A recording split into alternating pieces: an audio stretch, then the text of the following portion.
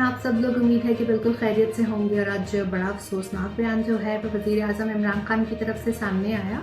मैं तो ये समझती थी कि वो बड़ा दर्द दिल रखते हैं और वो बहुत ज़्यादा उनको इंसानियत की खिदमत का जो है वो शौक़ है, क्योंकि अपोजिशन में जब तक थे हमने यही देखा कि कोई भी सानिया हो, कुछ भी हो, वो सबसे पहले जो है लोगों के पास पहुँचते थे और दाद रसी करते थे आवाम की। लेकिन शायद हुकूमत में आकर जो है वो मामला चेंज हो जाते हैं।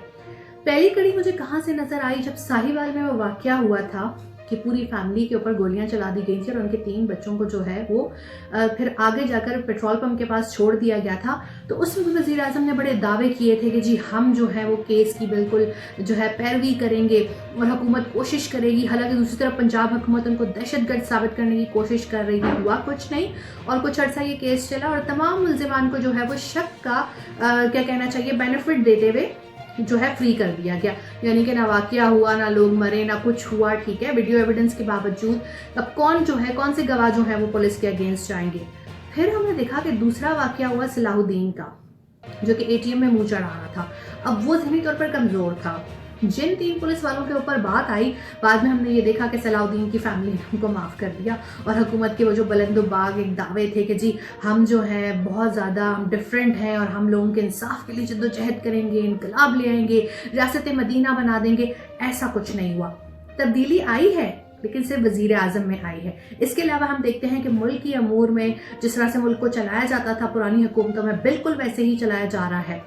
मैंने आर्टिकल लिखा है जो कि दुनिया अखबार में शाया होगा, और जब मैं इसके हवाले से रिसर्च कर रही थी तो मेरी आंखें भर आई और मतलब I have the goosebumps, मेरे रोंगटे खड़े हो गए कि कोई ये देखे कि इस जो कम्युनिटी है इसके साथ क्या हो रहा है। ठीक है, कम से कम हम 2000 के बाद से देखते हैं कि इसकी जो है इसको मिटाया जा रहा है, इनके मर्दों की नस्लकुशी की जा रही है, बाकायदा इनको ख़त्म किया जा रहा है।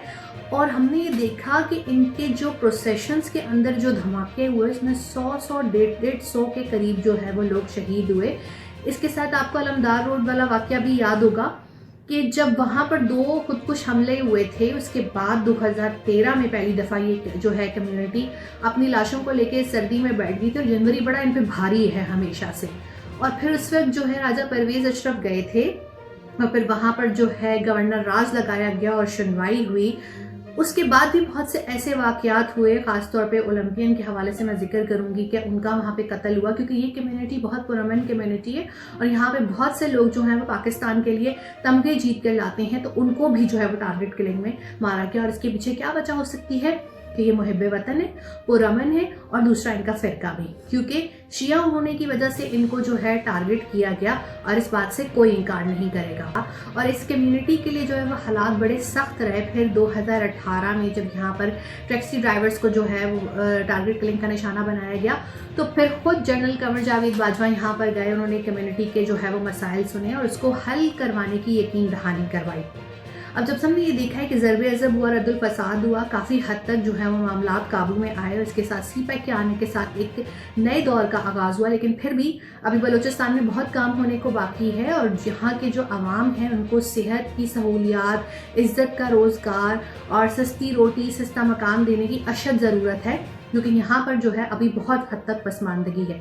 अब आप ये देखिए कि एक पढ़ा लिखा बच्चा भी कान में काम कर रहा था, और वो कान में क्यों काम कर रहा था? इसलिए काम कर रहा था कि उसने अपनी फीस जमा करानी थी और वो बच्चा जो है उसको बेदर्दी से यहाँ पर जो है गला काट के जो है वो शहीद कर दिया गया। अब 7 जो है इसमें जो थे वो अफगानी बाशिंदे थे और बाकी जो हैं वो शिया हज़ारा कम्युनिटी से थे। इंसानी जान चाहे जिसकी भी हो, उसका जो भी फ़िरका हो, उसकी जो भी कौमियत हो, उसका जो भी मज़हब हो, उसका जो भी मुल्क हो, एक इंसान का कत्ल तमाम इंसानियत का कत्ल है। अब अगर ये कोई इस वक्त शाहराह पे बैठे हुए हैं और वज़ीर आज़म को बुला रहे हैं कि वज़ीर आज़म आए और उनके मसाइल सुने और उनकी दाद रसी करें, तो मुल्क का सरबराह एक बाप की हैसियत रखता है। तो वज़ीर आज़म के साथ ज़िदबाजी नहीं लगानी चाहिए। वज़ीर आज़म को वहाँ जाना चाहिए जिस तरह वो अपोजिशन में जाते थे और बाकी लोगों के ऊपर तनकीद करते थे। ठीक है, कि ये भी बुरा है, फलां भी बुरा है और मैं सबसे अच्छा हूँ।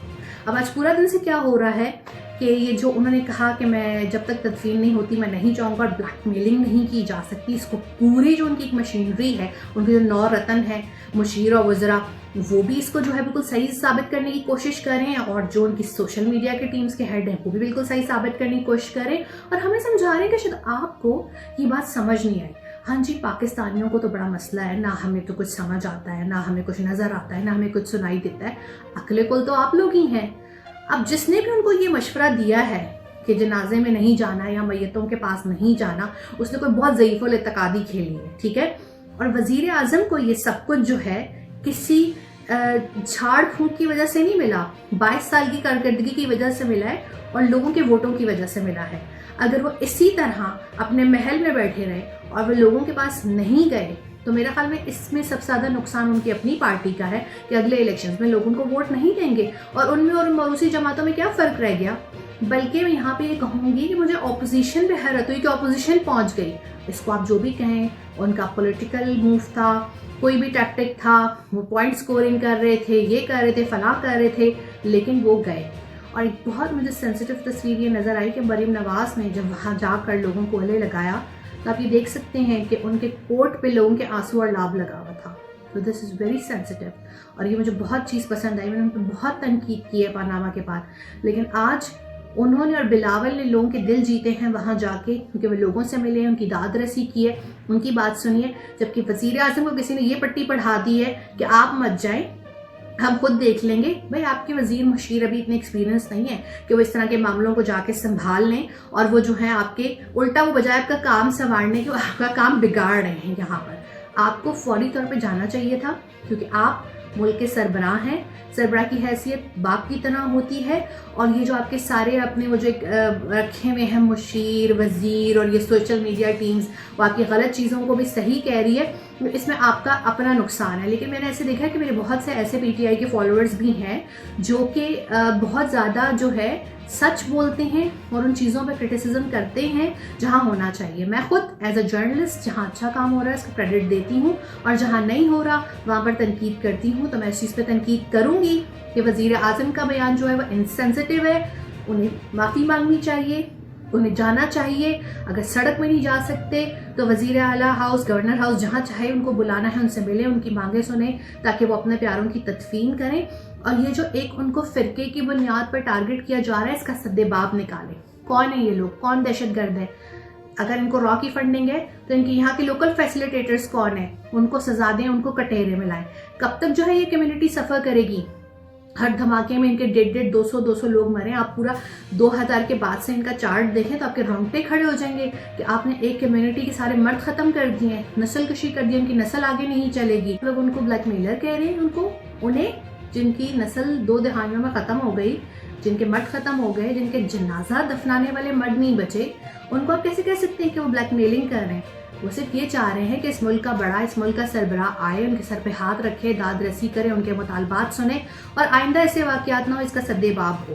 اور اس کے ساتھ ساتھ جو پڑھی لکھی یوتھ ہے وہاں پر، ان کے لیے اسکالرشپس ہونے چاہیے، ان کے لیے اچھی اپرچونیٹیز ہونی چاہیے۔ ایک پڑھا لکھا بچہ اتنی مشکل جاب کر رہا تھا کہ کان کو نہیں کر کے وہ کان میں سے جو ہے وہ معدنیات نکال رہا تھا۔ مجھے تو اس چیز کا 18 سال کا گلے کیسے کاٹے گئے ان کے، چاہے افغانی تھے یا وہ پھر بلوچ ہزارہ تھے، پاکستانی تھے انسان، آپ ان سب کی داد رسی کریں۔ اور جن کے گھر کے مرد ختم ہو گئے ہیں ان کو تو گھر دیں، ان کو نوکریاں دیں تاکہ وہ عزت سے اپنا گزر بسر کر سکیں۔ اور جو وزیر اعظم کو یہ مشورے دے رہا ہے کہ نہ جائیں، تو میں آپ کو یہ بتا رہی ہوں کہ وزیر اعظم صاحب وہ جو آپ کو مشورے جو بھی دے رہا ہے نا وہاں نہ جانے کے، وہ اس وقت آپ کے سب سے بڑا دشمن ہے، آپ کی حکومت کا، آپ کی کرسی کا وہ سب سے بڑا دشمن ہے۔